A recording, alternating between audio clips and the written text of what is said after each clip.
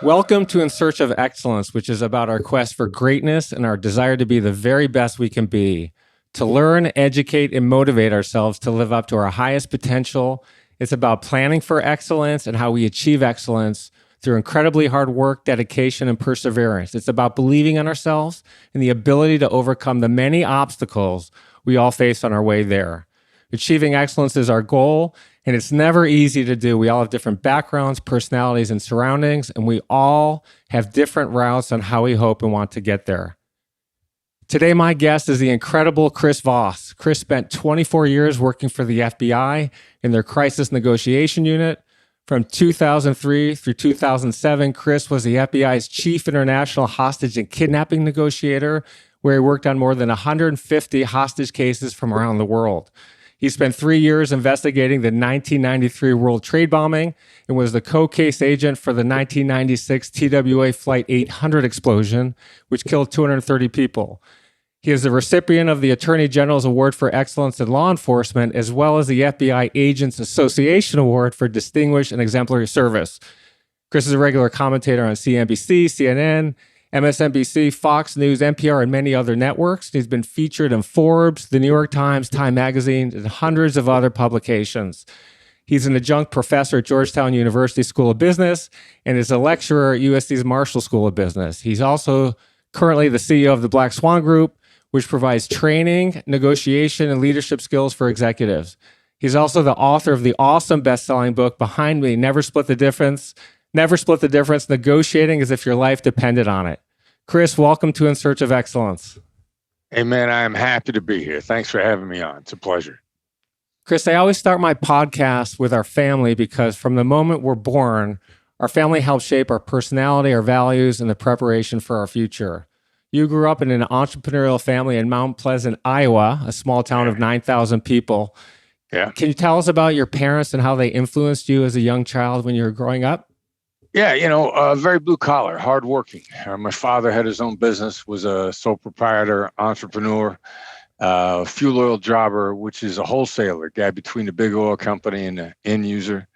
But, just a very Midwestern pitch in, be willing to roll up your sleeves and get dirty and get the job done environment and figure it out too. A lot of emphasis on here's a task, figure it out.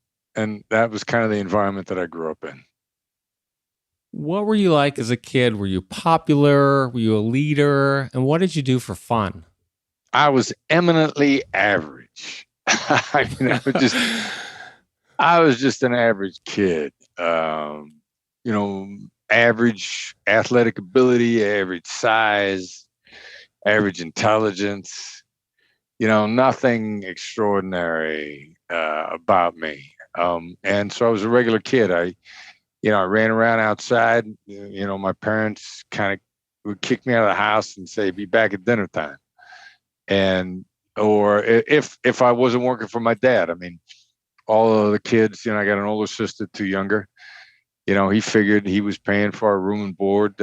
He'd get a return on his investment by putting us to work. So, average kid, Midwestern U.S. Was there a point early in your life where you said to yourself, I want to be great or be the best at whatever I do and be extremely successful when I grow up? Nah, I don't know that I ever thought specifically in those terms. I've always thought about getting better, working hard, figuring stuff out, and kind of the relentless pursuit of incremental improvement, to put it in today's terms. I found myself very driven to get better pretty much when I started college. But maybe even more so after I got out because my grades were, I'm basically a B student, B plus in high school, B minus in college. But in hindsight, if you just try to get better incrementally, you'd be shocked at how much ground you get the way that I live my life. So many successful people that I know have had many negative experiences or one or two as a child, which has a profound influence on them in their lives. I stuttered as a child. I was bullied and made fun of for most of my childhood. Can you tell us about an experience you had when you were 9 years old and how it affected you for the rest of your life? Yeah, and that wasn't the only traumatic experience. I mean, some of the reading I'm doing these days includes a book called Anti-Fragile by Nassim Nicholas Taleb, who also wrote The Black Swan, which inspired the name of my company. But he talks about post-traumatic stress growth, not post-traumatic stress disorder, but post-traumatic stress growth. And, this is not a learning methodology that you can employ. I mean, you can't intentionally kick people, in the face or punch them in the gut to make them better. But life is going to do that to you. And the more you work on thriving after that, the better your life is going to be. So when I was about 9 years old, this bully cornered me and terrified me. I mean, just horrified me. And it was the most afraid I was in my life the first time. And then he cornered me again, sometime later. And I was just, I remember that being the most afraid I was my entire life. And I have sort of, especially in law enforcement, as an FBI agent, kidnapping negotiator, as a way of being. I mean, I got to admit, I target bullies. I go after bullies. As a kidnapping negotiator, it was a way not just to free the hostage, but to get at the bad guys, and defend people from someone who was predatory when they had no other defense. And I think that's sort of been very much under a theme to my entire life. This kid, he's 9 years old, and he made up a story that you broke the law and you'd go to jail and would be executed and killed. Yeah. I mean, who does that? Yeah, a coward does that, which is ultimately what a bully is. He was much bigger than me. We were playing on a parking lot, not a block away from my home. And, for whatever reason, I think he just decided that he was going to horrify me and terrify me. And so then not only did he outline all this horrible thing, at the time, the way my mother let us know that it was time to come home for dinner, she blew a whistle. We were in the neighborhood. We could hear the whistle, and if the whistle blew, it was time to get home. And I can remember my mom blowing the whistle to go home, and a guy wouldn't let me go, and he just ignored it. And at the feeling that I couldn't escape at that time was horrifying. I didn't think I was going to get away. So, yeah, I look back at my life and what triggered me. I mean, I hate bullies. And so defending people from bullies has been, as I said, kind of a theme. When I'd come home crying, my mom would say, bullies at the end, people who made fun of you when they grow up, the most popular kids, if they're even popular. I mean, today it's not cool to be a bully. You could get in trouble for it. Back then, no one got in trouble for it. No one complained about it really either. So it was a different time. But my mom said, wait till you get older and let's see where the bullies are at that point in time. Do you have any idea what happened to the bully? No, I think I saw him again, a few years later. And I'm sure that he lived an anonymous, useless life. I mean, there's a couple of things that's a guarantee that you will be mediocre or complete failure. To be a bully, I mean, you will ultimately be mediocre. The flip side of it is, to never pick yourself up, to live as a victim, and there's a lot in today's society where it's a contest to see who can be the biggest victim. Like, yeah, you've been hurt, but you don't improve your life by wallowing in being a victim.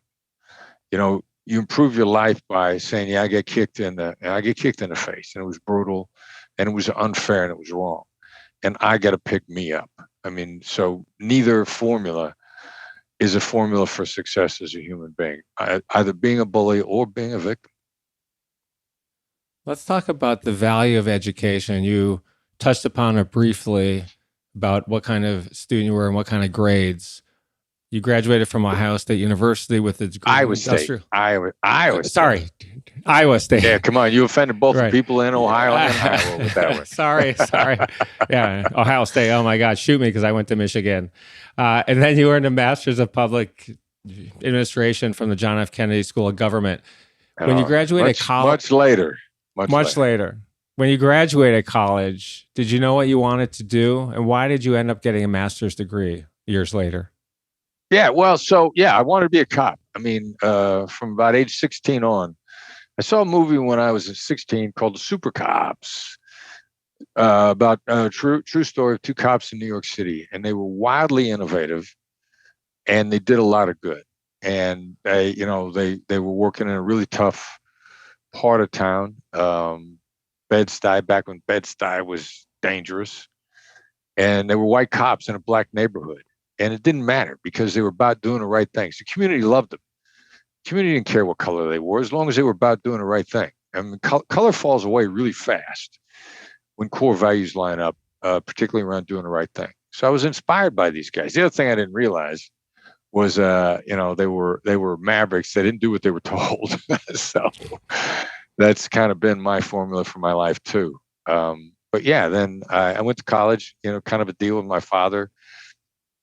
He told all his kids, I'll pay for 4 years of college, period. You can graduate or not in those 4 years, but the money runs out after 4 years and then you're on your own. And so then I went to school, planning on being a cop, studied business as a backup, and then went down and joined the Kansas City, Missouri Police Department pretty much as soon as I got out of college.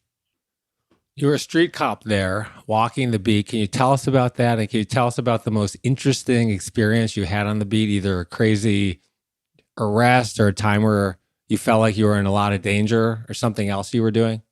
Yeah, all right. So, and we didn't have full patrol. We drove in one-man cars, one-man car patrol.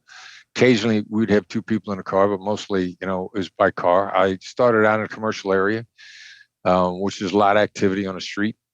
And then there was a section of Kansas City called the West Bottoms, which was all warehouses. And that was in the first district that I owned, that was given to me. And I do remember that most of Kansas City is really well laid out. KCMO, nice grid system, very well organized. But the West Bottoms was a maze. And cops go down there and get lost all the time. And my sergeant said, look, man, you're going to, it's easy to get lost down there. So I made it a point to go down there and find my way around. I mean, I learned that maze. I loved it. And then there was a bar that was right on the State Line Road, which was a literal street that separated Kansas from Missouri. And there was a bar down there called Tony's Corner. And if you were wanted in either state, that's where you went to drink, because all you had to do was cross the street to get away from the police, be in another state. And I loved working down there. I loved the challenge down there. And it was a little bit of shooting fish in a barrel. Chances are, if bad guys were down there, they either wanted or thought they were. So, it was a high percentage shot to go down and patrol. And then I loved the fact that I was one of the few cops that really knew his way around the area. Did you ever have any life or death situations when you were in that job? Yeah, you gotta see trouble coming. Life or death. If you thought you were gonna die, you put it on assist the officer, which is where, I need help now. I don't ever remember asking for an assist the officer. I'd like to see things coming. Now, as a uniformed police officer, you're going to stick your neck out a little bit, but whether or not it gets bad really depends upon a lot more on your ability to interact with the community. Are they going to gang up on you because you're a jerk, or are they going to be supportive of you because you're trying to do the right thing? So, I had my gun out a couple of times, never fired it, never got fired at. I always like seeing things come.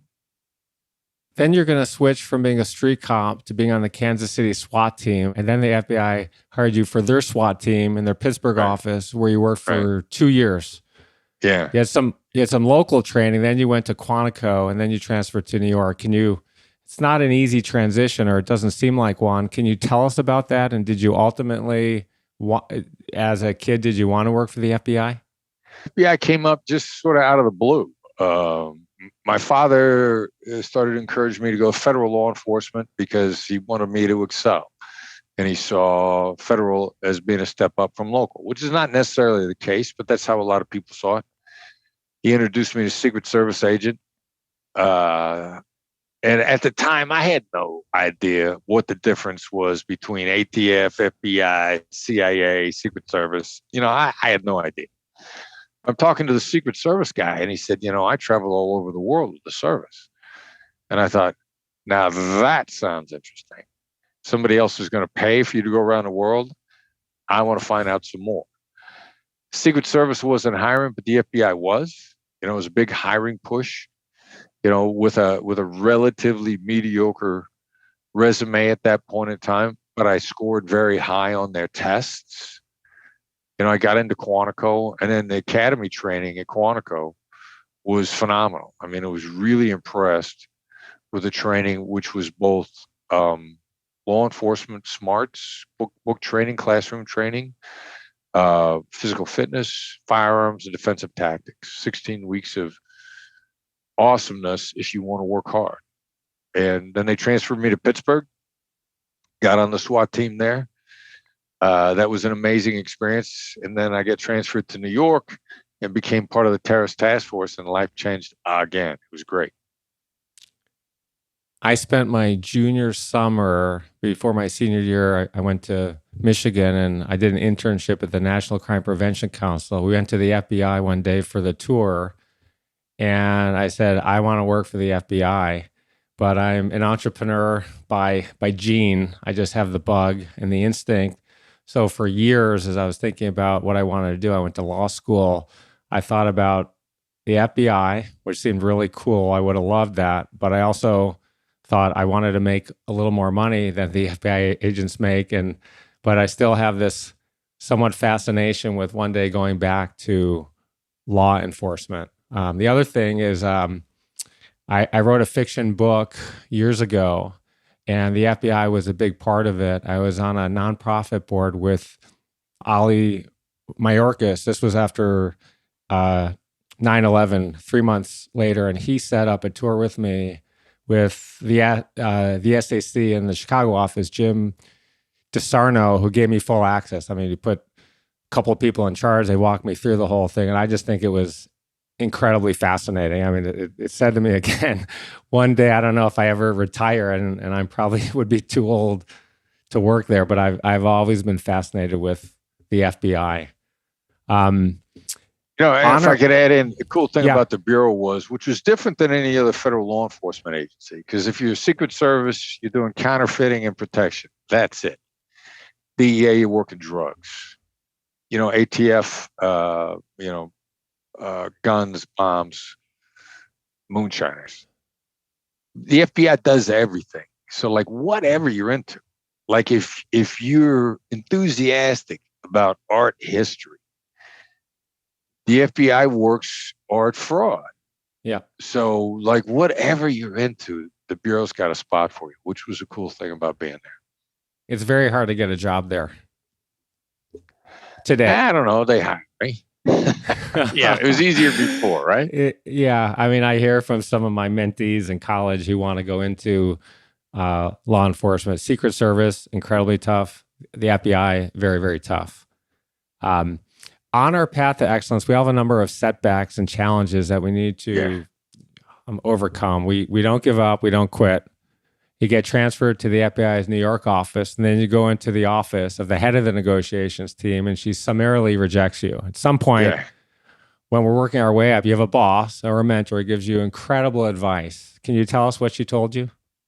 Yeah, and let me put two caveats on whether or not you should listen to somebody's advice. And they're real close, but there's subtleties to both. Never take advice from somebody you wouldn't trade places with. Don't take direction from somebody who hasn't been where you're going. So she summarily rejected me. I was eminently unqualified. But the real qualification is really persistence and can you take direction? So I said, look, there's got to be something I could do. I don't believe in passively accepting things. I've always believed that there's some action that can be taken. I'm not good at inaction, unless it's dynamic inaction. But, that's almost another topic. But so I said, look, there's got to be something I could do. And she said, there is. Volunteer on a suicide hotline. So I did. I mean, to me at the time, that just seemed like blatantly obvious. She was in charge. She was somebody in hindsight that I trade places with, running the team. She must know what she's talking about. Also, are they going to be accountable for your success or failure? Is a subtle nuance. If somebody's giving you advice, and if you fail, it's no skin off them. You might want to think about whether or not you need to take that advice, because they're not going to care if you fail. However, and if you succeed, are they going to look out for you? It's how to recruit a mentor unofficially. So it just seemed obvious to me. So I went, I volunteered, and I came back to her 5 months later, and I said, look, I want you to know I've been volunteering on the suicide hotline for several months now. And she was shocked. Now, I was shocked that she was shocked. She said, I tell everybody to do this. Nobody does it. Because of that, it moved me instantly up the rankings of who's going to take the next position, because I listened and I acted on the advice.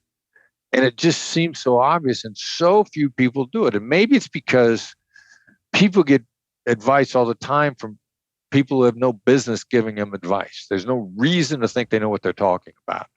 So the filter is, what's your reason that they know whether or not they're talking about? And because they like you is not a reason. Like, a lot of friends and family will give you utterly useless advice, very well-intentioned. They like you, they love you, they're supportive of you, but they don't know what they're talking about. You got to have reason to believe that the person knows what they're talking about. So that's your first experience where you're talking to people. When what you're saying in real time can make the difference between life and death. Empathy is an accelerator. Like, you have all these visions of what being on a suicide hotline is. And by the way, it's just a master class in emotional intelligence is all it is. Now, I didn't know that at the time. Nobody knew that. I thought it was confined to that environment. It's not. It's everything. But so you get there for the training, and you envision that you might be on the phone for hours talking to somebody off a ledge. And right off the bat, they say, look, every call is limited to 20 minutes. You got a 20-minute time limit.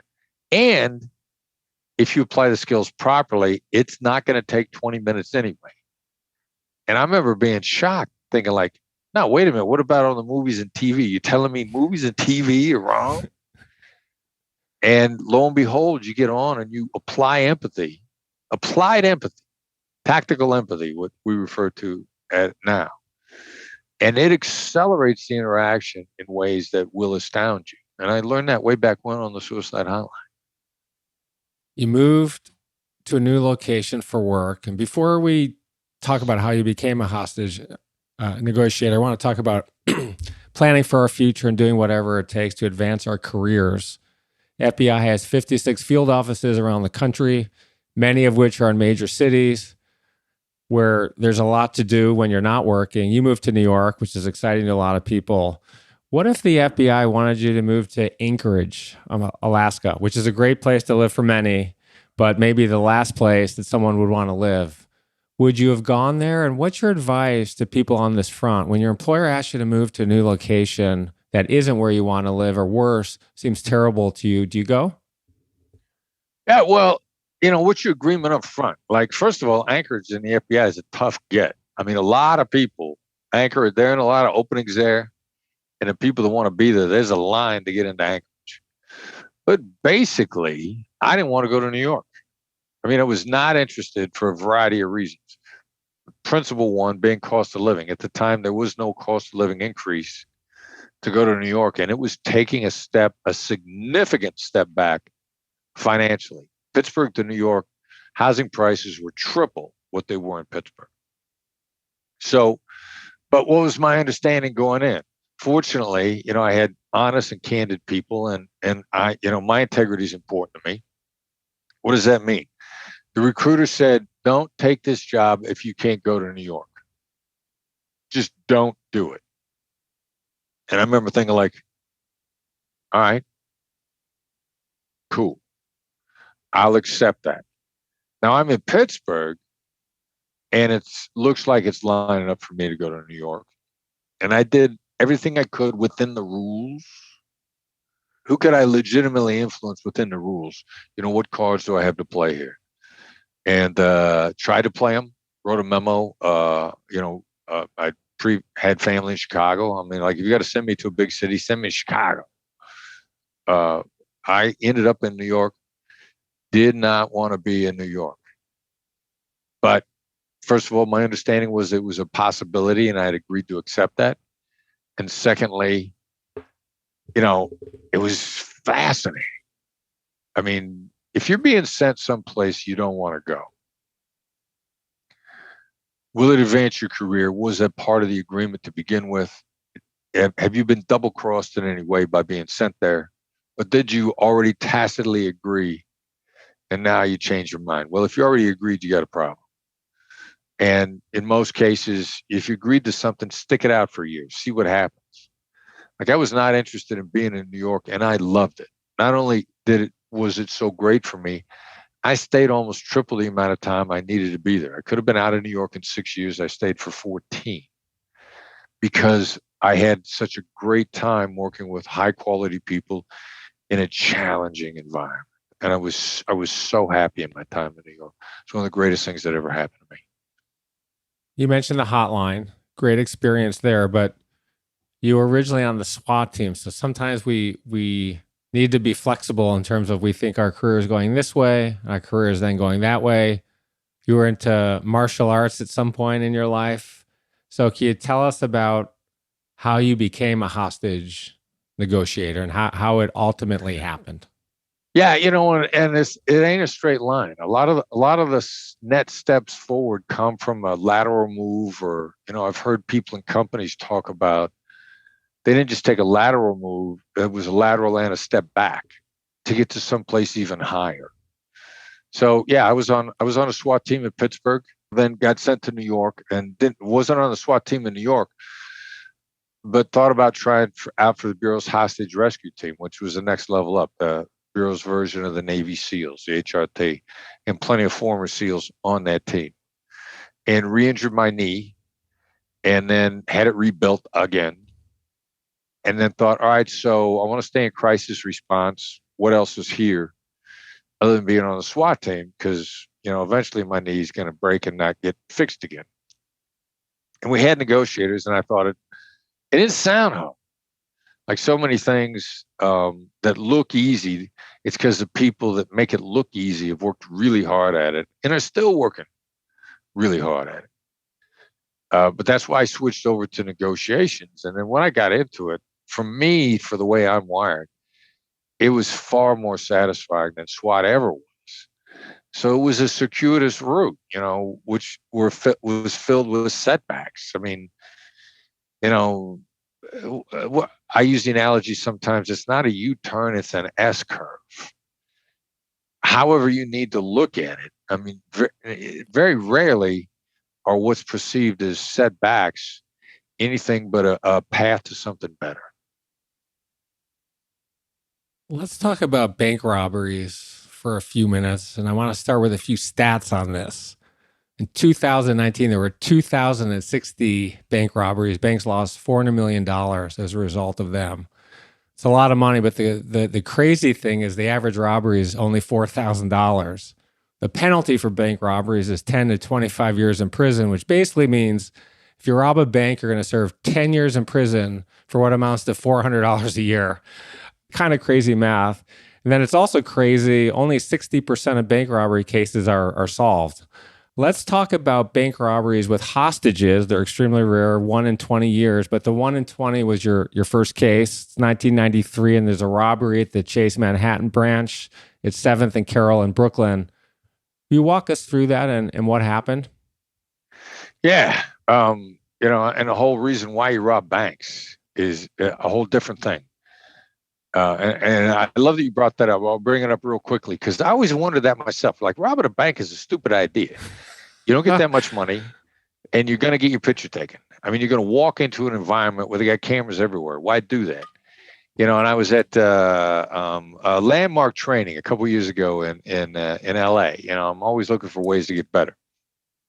And there's this kid talking there. Kid is in his mid-30s. He went down for bank robbery 3 times. Like it took him 3 times to figure out this was a bad idea. But he had it in his head that it was thrilling. So it wasn't for the money, it was for the thrill. And what people see in their head, vision drives decision. That's how people do dumb stuff. Human beings on a regular basis do dumb stuff on a regular because of what they see in their head. So this bank robbery you asked me about in Brooklyn. Yeah, the guy saw in his head that he was going to get in and get out before the police showed up. And he saw in his head how they were going to get in, they were going to threaten their way into the vault, and they were going to get into the vault. They're going to get past the tellers by forcing the tellers to let him come in. And the way he did it, when he came in the bank, he had a gun that looked like a 357. And he put it in one of the female tellers' mouth before the bank was open. He knew the exact timing. Put the barrel in her mouth and pulled the trigger on an empty chamber, which, as expected, would horrify you. And you would open a vault if you could. So he's got this all mapped out in his head. Problem is, somebody sees him on the inside. Bank alarm goes out.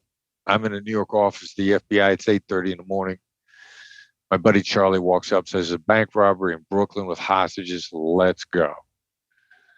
Yeah, the vast majority of bank robbers get out. And it's rare that they get caught inside. So we roll out. It takes us an hour to get there. And it takes us, the whole negotiation team, another hour to get set up. So 2 hours after the bank alarm has gone out, we're ringing into the bank, trying to offer them, we're cold calling salesmen who are selling jail time. That's what a hostage negotiator does. He sells jail time. And walk us through what happened there. Let's talk about mirroring, laboring, and mastering delivery. Those are 3 techniques you use to come to a safe resolution there, which you use in every other negotiation, whether it's a criminal case or in business. The first technique is mirroring, the second is labeling, and the third is delivering the right voice and the tone of your voice. And my favorite here is the late night DJ voice. There you go. Yeah. Right? I've been practicing that in advance of the podcast. So all right, very good. Let's start with mirroring first. What is it? Well, mirroring is just repeating the last 3 words of what somebody's just said. Now, our bank robber at the Chase Bank, I didn't know it at the time. I learned it later. He exhibited all the attributes of a great CEO negotiator. So what is that? A great executive, a great business negotiator has a massive amount of power and influence. He's going to appear powerless at the table. I learned this much later when I was at Harvard. One of the guys says, yeah, that's blaming the people that aren't in the room. Like if you're a CEO, you got to say like, I got a board. My board is crazy. I don't know what they're going to do. I can't agree to this. My board's going to fire me. What did this bank robber do? He said, I got to tell you, these other guys that went, they're more dangerous than I am. I'm scared of them. Like, I don't know what they're going to do. I'm talking to you. Well, oh, here comes one now. Let me hang up the phone. He was blaming people that weren't there, and he was completely in charge. He was totally in control, which is, he envisioned outsmarting us. He even, I was the second hostage negotiator. The first guy on the phone, he literally said to that negotiator, I'm the calmest one here. And he was. So they put me on the phone a couple hours into this after 5 hours of stalemate. And I'm going to confront them, but gently. There's nothing wrong with confrontation. It's how you do it. You script it in advance. You use the late night FM DJ voice. Not the accusatory voice where your voice says, you're wrong, you're bad, you're evil, you're a jerk. Your inner voice is going to betray your outer voice. So have a soothing voice. It puts you in a position to tell people the truth. And the truth was, at this point in time, was we were sure that we had his car and we voice ID'd him. He was concealing from us what his real name was because he figured he would get away. And giving us his real name would be a stupid idea. Giving up that closely held piece of information. So I confront him over the van, which catches him off guard. I'm doing it with a late night FM DJ voice. And he starts babbling about how many vans he had. And he says, we have more than one van. That didn't make sense to me. So I mirrored. So you got more than one van? He goes, yeah, well, when the police showed up, you chased my driver away. Now, I got no idea what this dude is talking about. None. Which is a great thing about mirror as a skill, just repeating the last couple words that somebody just said. Takes no real brain power, which is why it's a great skill when you're really caught off guard. And it gets the other person to say stuff they probably shouldn't say. So I said, we chased your driver away? He says, yeah, when he saw the police, he cut and run. Now, he just gave up his getaway driver with that statement that we had no clue about. None. He threw this guy under the bus while working really hard to avoid saying anything that compromised his position. And the next thing he knows, he's babbling, telling stuff that he should not tell us, which is a great skill about a mirror. Repeating the last three words, not the body language mirror, the tone of voice mirror. All that's nonsense. The hostage negotiator's mirror is just repeating the last couple of words. And the other side, it's shocking how it keeps them talking. And that's exactly what happened in this case. So let's talk about the second technique. What is labeling? And can you talk about the neuroscience here?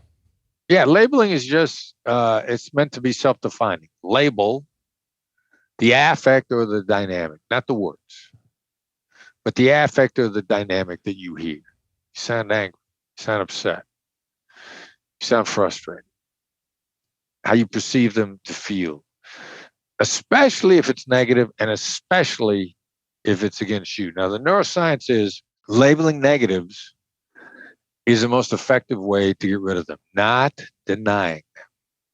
If you sense that the other side is frustrated with you, your gut's going to say, I don't want you to be frustrated with me. And wrong way to do it.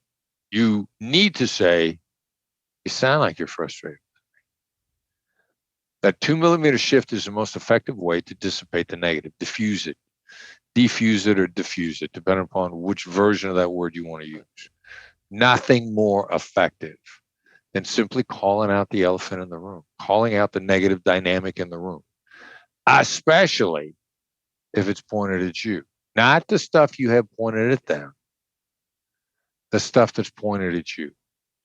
It's shocking. Again, maybe I like the word. It accelerates your progress instead of delaying. And the only way you come to learn it is to try it. It's magic. It's really, really effective. So we've talked about mirroring and labeling. Let's talk about the delivery now. The right voice, the tone of your voice, and the three options here. Well, the delivery is principally, hostage negotiators' delivery 90% of the time is a downward inflecting, something we call a late night FM DJ. Now, your voice doesn't have to be low or a deep voice to downward inflect. We get a lot of questions from women frequently. I don't sound like Morgan Freeman. How do I do late night FM DJ voice? You can do it. You tuck your chin when you talk. That automatically helps you downward inflect. It's a physical amplifier of trying to get the late night FM DJ voice. Sandy Hine, who teaches our women's only stuff, Women's Power Hour. She teaches our Negotiation 9, but she also does stuff especially for women in our programs, the Black Swan Group, blackswanltd.com. And if you're a woman, Sandy really understands the nuances to help women get better. And she's the one who pointed the chin tuck down out to me because I'd always done it. She said, for women, what do you do? And she tuck your chin. You'll downward inflect. Now that calms the other person down and makes you look and feel to the other side as more self-assured. It's the great news anchors have mastered it because they need you to believe in them. So the downward inflection is really great at telegraphing, promoting, displaying confidence without being arrogant. It's a really solid way to help people have faith in you and calm down at the same time. Kind of a double benefit of using. When we think about our future, we're in the workforce or in our personal lives, there are times where we all experience extreme pressure. You're a new employee, you spent 3 weeks preparing a presentation, senior executives are there you've never met before. You know, it's going to make a big influence in your career at that company. You may kill it, you may bomb it. Or you're an ER doctor and someone comes in with a gunshot wound, a heart attack, COVID, something else. You may be the best ER doctor in the planet, but you know a fair number of your patients are going to die. Let's talk about the extreme pressure of being a hostage negotiator, which is different than being a doctor because these life-threatening situations are much less frequent. Even though you don't experience them on a daily basis, what you do in the next minute or few hours can determine if whether people live or die. You have a lot of experience, you're armed with all these techniques, but is your heart pounding inside your chest when someone's life is on the line and a bad guy has a gun pointed at someone's head or has explosives and is threatening to detonate a bomb? Well, it is if you haven't prepared. You know, you don't rise to the occasion, you fall to your highest level of preparation. Now, suicide hotline time was great preparation. And then I understood preparation and the process. And then you lean into the process and also realize two things. There's never a guarantee of success. There's only, with the best process, it's the best chance of success. Like some stuff is just never going to work out. So when you realize you've got the best chance of success, then you're beginning to have faith in the process and you relieve the pressure of having to be perfect because nothing is perfect. Then the other thing when you got a good process is the straw that broke the camel's back never broke the camel's back by itself. There's never any one mistake that causes a catastrophe. It's an accumulation of straws. It's an accumulation of mistakes, which means when you've worked on a good process, you also have the latitude to make an occasional mistake because your process is sound. So I had come to learn that by the time I got ready to get on the phone at Chase. I'd been working a process. I had my preparation. I knew that the late night FM DJ voice, which I'd practiced in small stakes interactions, was probably going to carry the day. And it was going to give me all the latitude I needed to make mistakes. Because when I was on the phone with the bank robber, they did surrender to me personally. He agreed to meet me outside the bank. I can remember one point in time, he got mad at me. He was like, hey, look, don't try and school me. And I got latitude. You know, this guy can get mad at me. You know, that was a straw. But my accumulation of straws at that point in time wasn't an issue. So I didn't get rattled by making a single mistake. And throughout the duration of that, you know, the negotiator that followed me on the phone, Dominic Messino, Dominic was a star. I mean, the bank robber almost went ballistic on him several hours later into the siege because they were trying to put a mic in a bank and they tried to saw through the wall, and the spot that they picked on the wall to cut through was right next to where this guy was standing. And he starts screaming at Dominic over the phone. And you know, that's probably multiple straws. But Dominic was a calm guy and he didn't get rattled. And he knew that as long as he didn't get rattled, the situation probably wasn't going to get out of control. So as a hostage negotiator, what you really learn is you got latitude if you got a good process, and there's no guarantee of success. Let's talk about success rate in baseball. You bat 300, you're in the Hall of Fame. Right. Clearly, in the FBI in a hostage negotiation, if you're batting 300, you're not doing very well, and you're probably you know, you're 3 and done at that point.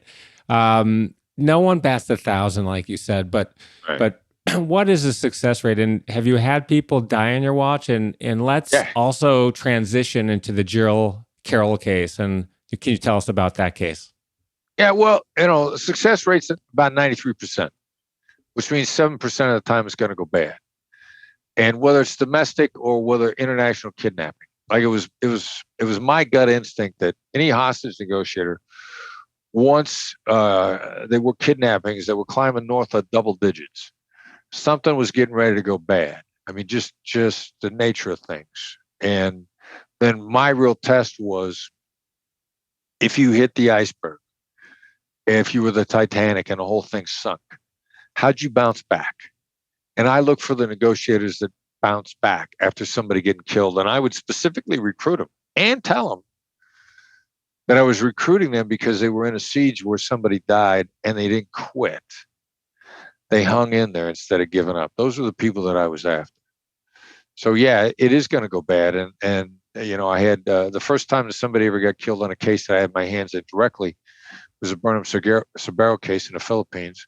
My second time through the Philippines. I talk about it in the book, Never Split the Difference. Right. And when that train wreck was finally over and 2 out of 3 of the Americans were dead, we reviewed everything we did and we decided that we did everything we could. And I'm like, all right, so then that means we have to learn. The quote, the great Irish philosopher Colin McGregor, right? I win or I learn. And so, yeah, you shouldn't be humiliated by losing. You should be humiliated if you don't learn from it. The only real sin is to not learn. But I said, we got to learn. We got to get better. And if we did everything we know how to do, that means that we don't know enough and we got to go outside.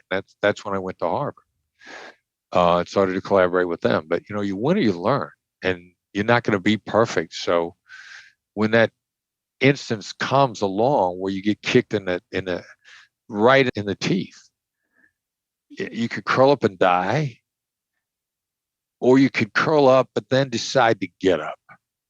And the people that decide to get up are the people that I like to be around.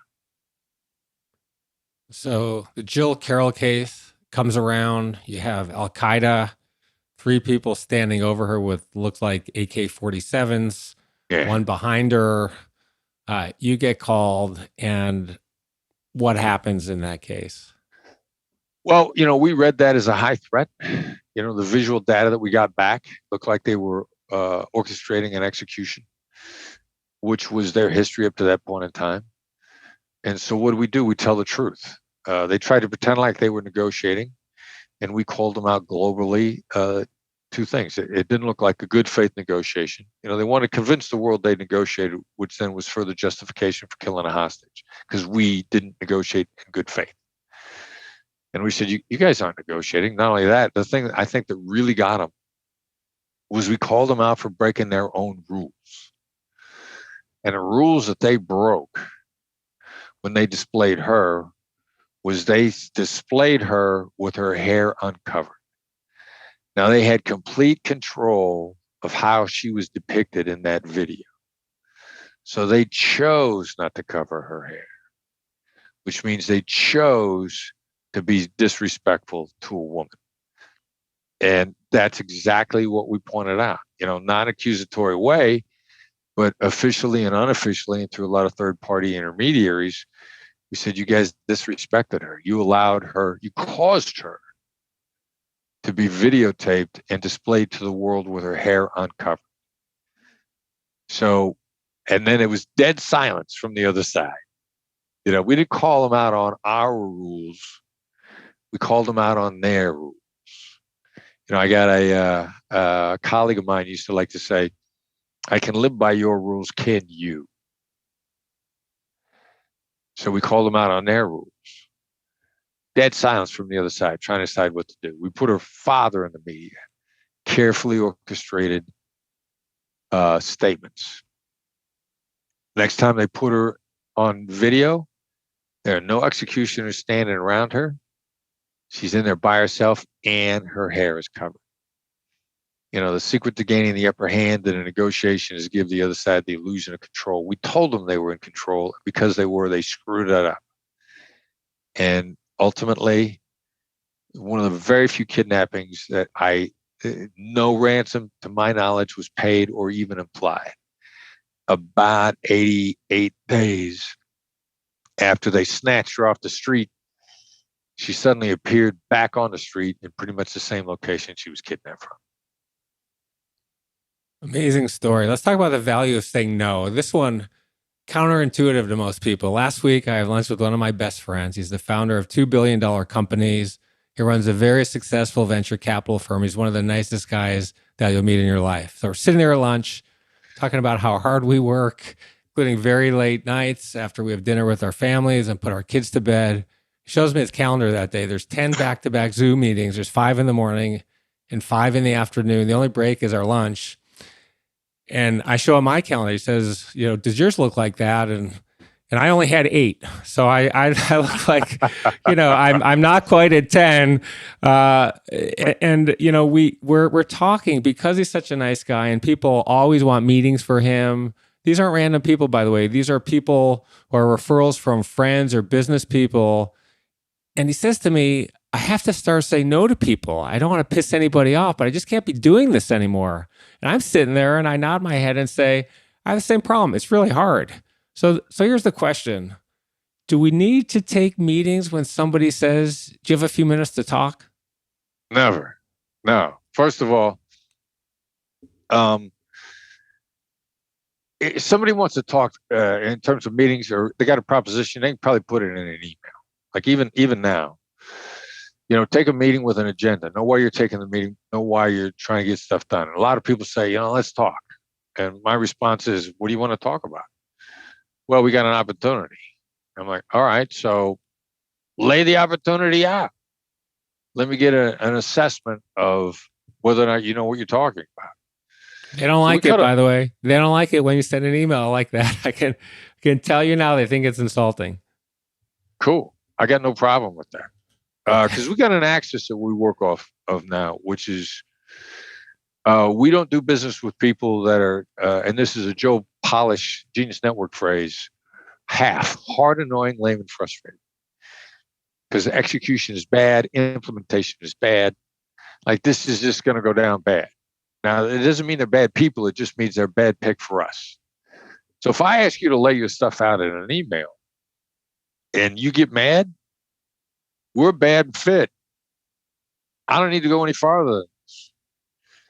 Now, you might not want to lay it out in an email because you don't have a clear picture of what you're doing, which also means we're a bad fit. Or you might just have a great idea and not realize it, but you want me to do all the work, which is why you don't want to put it into an email, which also means we're a bad fit. Like if you have a game plan, which is more important than an idea, lay the game plan out. And if it looks like something we can execute, then we'll continue. If it doesn't, I could say no right away, and you can move on to somebody who's a better fit. So if I want you to lay something out in an email and you don't want to lay it out in an email, you get offended. That ain't my problem. It's your problem. This is a bad fit, and we are not into bad fit these days. So that's why, we don't, if we take a meeting and every now and then I break this rule and I always get punished for it, and it ends up being a waste of my time. Everybody's most precious commodity is time. So protect your time and it will accelerate your success. Let's talk about success. That's one of the goals of my podcast, to inspire, motivate people on their path to greatness and excellence. What are the 3 most important ingredients of success on that path to excellence? First of all, I think the biggest one is really just focus on getting a little bit better every day.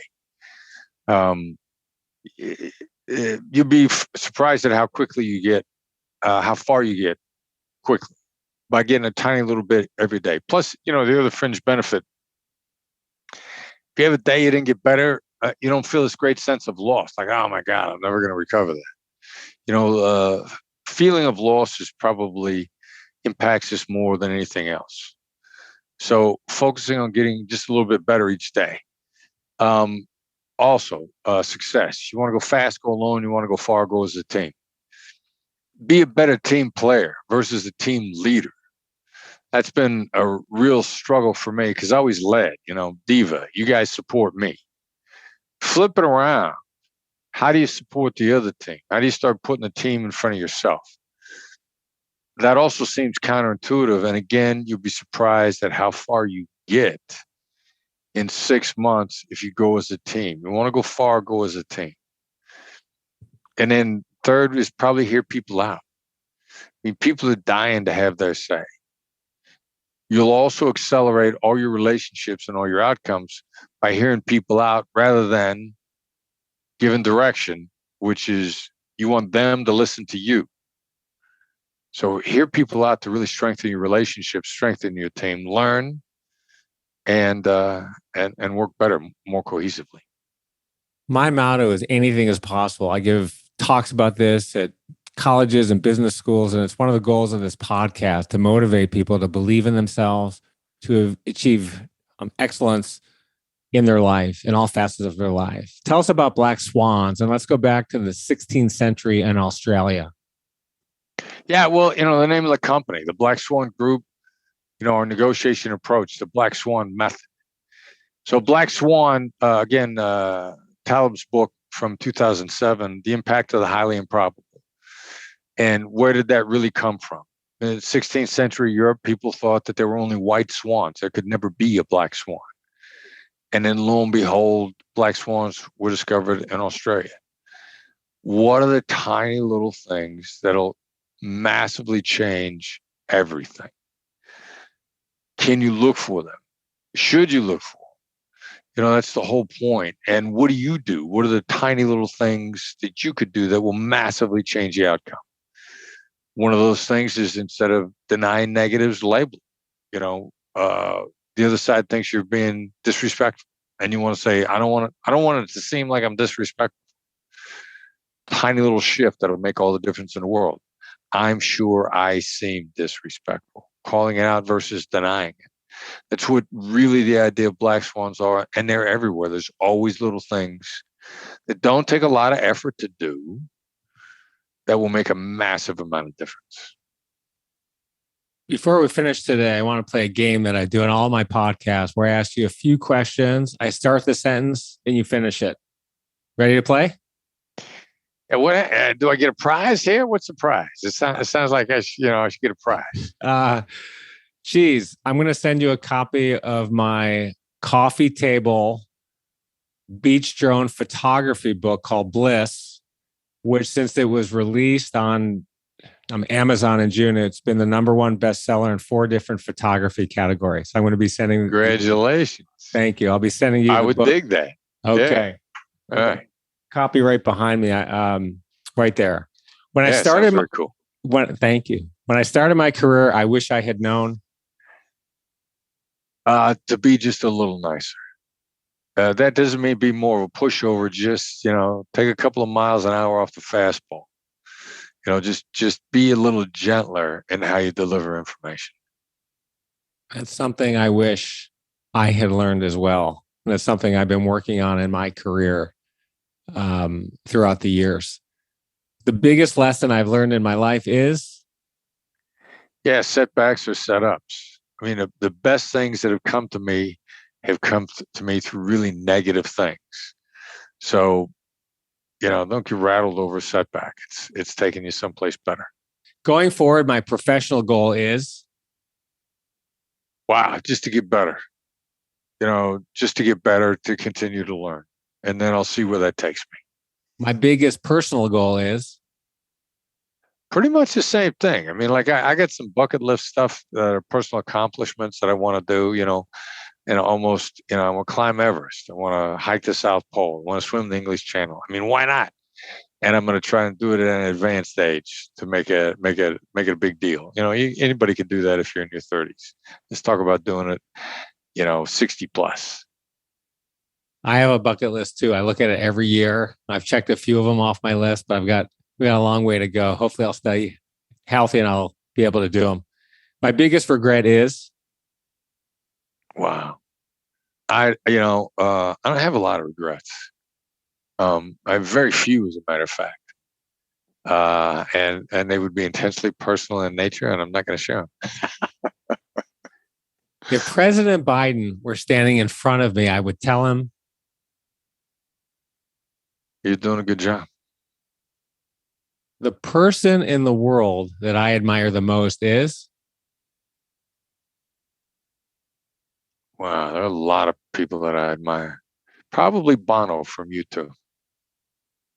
Bono's on my top 3 list of people to meet in the world. Done so much. Love the music. Humanitarian.